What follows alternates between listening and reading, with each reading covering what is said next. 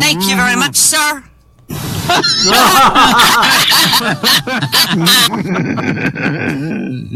went to the police station wishing to speak with a burglar who had broken in his house the night before. You're gonna get your chance in court, the desk sergeant says. No, says the man. I gotta know how he got in the house without waking up my wife. I've been trying to do it for years.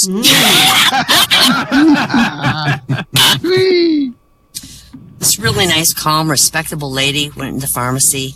Right up to the pharmacist, looked straight in his eyes and said, I'd like to buy some cyanide. The pharmacist's like, why in the world do you need cyanide? And the lady says, I need it to poison my husband.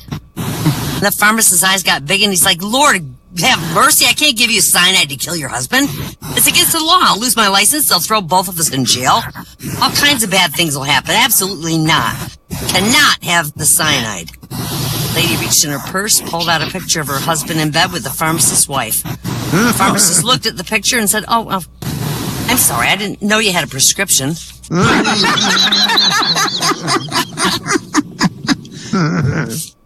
Yeah, Fred and Mary, they got married, but they couldn't afford a honeymoon. So they go back to Fred's parents' home for their first night together, and in the morning, Johnny, Fred's little brother, gets up and he has his breakfast. As he's going out the door to go to school, he asks his mom if Fred and Mary got up yet. And she goes, no. Johnny says, do you know what I think? His mom says, I don't want to hear what you think. Just go to school.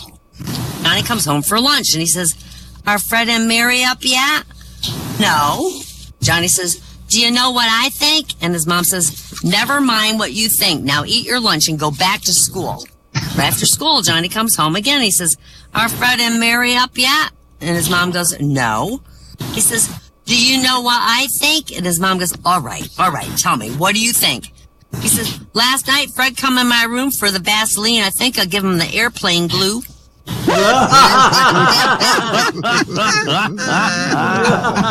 He was stuck there all day. Finding one of her students making faces at the other kids on the playground, Mrs. Smith stopped to gently reprimand this kid. She smiled sweetly and says, Johnny, when I was a little girl, I was told if I made ugly faces, it would freeze and I would stay just like that. Little Johnny looks up at the teacher and says, well, Miss Smith, you sure can't say you weren't warned.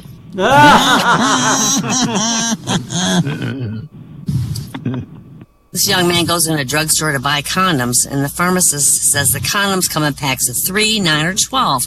Which one do you want? Well, he says, I've been seeing this girl for a while, and she's really hot. I want the condoms because I think tonight's the night. We're having dinner with her parents, and then we're going out, and I've got a feeling once she's had me, I think she's going to want me all the time, so you better give me the big 12-pack. So the young man buys it. He leaves. Later that night, he sits down to the dinner with his girlfriend and her parents, and he asks if he could give the blessing, and they all agree, and he begins the prayer, but he keeps praying and praying for several minutes. And the girl leans over and whispers, you never told me you were such a religious person. And the boy leans over to her and goes, you never told me your father's a pharmacist. Now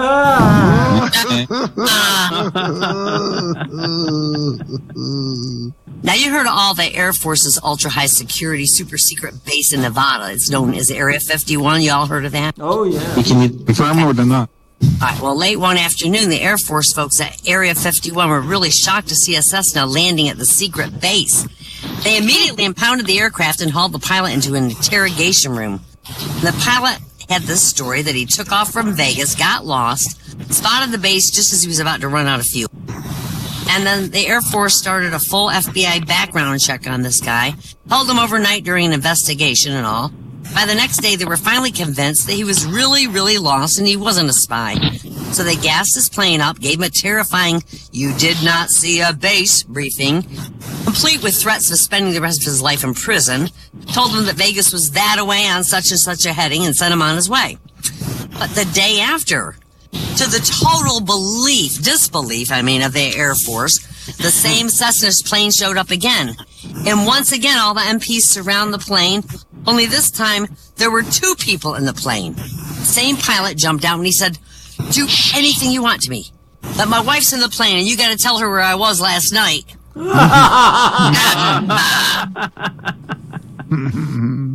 I can't wait. Are we almost out of time? Do you want me to go on or not? Oh, keep going. We got All right, 6 minutes. A soldier was serving overseas, far, far from home. He was really annoyed and upset because his girlfriend wrote to break off their engagement.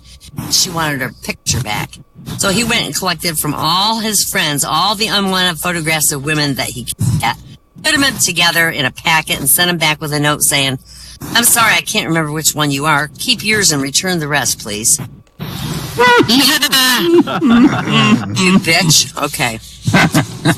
So this teacher's working with a bunch of kids trying to broaden their horizons through sensory perception.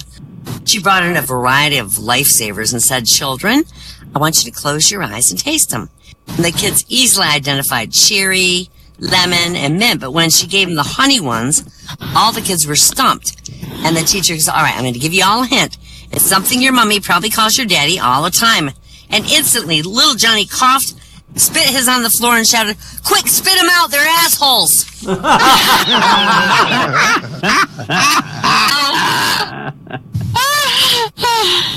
So the teacher goes up on the blackboard and writes, "I ain't had no fun in months," and turns around and goes, "Now how, class, should I correct the sentence?" And little Johnny raised his hand and says, "You better get yourself a new boyfriend." This real distinguished lady was on a plane arriving from Switzerland, and she found herself seated next to a nice priest. And she said, "Excuse me, Father, can I ask a favor?" "Of course, my child. What can I do for you?" "Here's the problem. I bought myself a new sophisticated hair remover gadget, and I paid an enormous sum of money. I've really gone over the declaration limits, and I'm worried they're going to confiscate it at customs. Do you think you could hide it under your cassock?" "Of course I could, my child. But you must realize that I cannot lie." "Oh, you have such an honest face, Father. I'm sure they won't ask you any questions." And she gave him the hair remover. The aircraft arrived at the destination, and when the priest presented himself to customs, he was asked, "Father, do you have anything to declare?" "From the top of my head to my sash, I have nothing to declare, my son," he said. Finding this reply strange, the customer officer said, "And from the sash down, what do you have?" And the priest said, "I have there a marvelous little instrument designed for use by women, which has never been used." Breaking out with laughter, "Go ahead, Father. Next." So this guy goes to his lawyer and he says, "My neighbor owes me $5,000 and he won't pay up. What should I do?" The lawyer's like, "Well, do you have any proof he owes you the money?"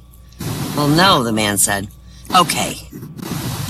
Says, "Write a letter and ask him for the 10,000 lindens that he owed you." And the man says, "But it was only 5,000. Did I say lindens? I said lindens." "But it's only $5,000, the man says. "Exactly," says the lawyer. "That's what he'll reply, and then you have your proof." Sneaky. Yeah, after a beer festival in London, all the brewery presidents went out for a beer. Corona's president sat down and says, "Signor, I'd like the world's best beer, a Corona." The bartender takes a bottle from the shelf and gives it to him. Then Budweiser's president says, "I'd like the best beer in the world. Give me the king of beers, a Bud." And the bartender gives him one. Coors president says, "I want the best beer in the world. The only one made with Rocky Mountain spring water. Give me a Coors," and he gets his. Nice. Then the guy from Guinness sits down and he says, "I'll take a Coke." And all the other brewery presidents look over him and say, "Why aren't you drinking a Guinness?" And the Guinness president says, "Well, if you guys aren't drinking beer, neither will I." And my last one for the night, a Marine general, an Army general, and a Navy admiral were discussing who had the toughest men. The Army general says, "All right, I'll prove the Army's got the toughest men in the country. Private, get over here." Private reports his order. "Yes, sir." General says, "See that man over there? Kill him." Without hesitating, the private kills the man. The general says, "See? That man's got balls." Marine general says, "That's nothing." "Private, get over here." Marine private reports, "Yes, sir." Marine general says, "You see that man over there? Kill him, and then you kill yourself." Without even blinking, the The Marine private pulls out his M16, blows away the guy, turns the rifle on himself, and unloads several rounds. Oh, he did several. The Marine general says, see, now that man's got balls. Not anymore. No, wait. The Admiral says, that's nothing. He calls to a seaman high up in a tower. Hey, seaman, jump down off that tower. The seaman says, excuse me, sir? The Admiral says, I said, jump off that tower. And the seaman says, fuck you, sir. And the Admiral says, see, that man's got balls and he's got brains too. There you go. That's great.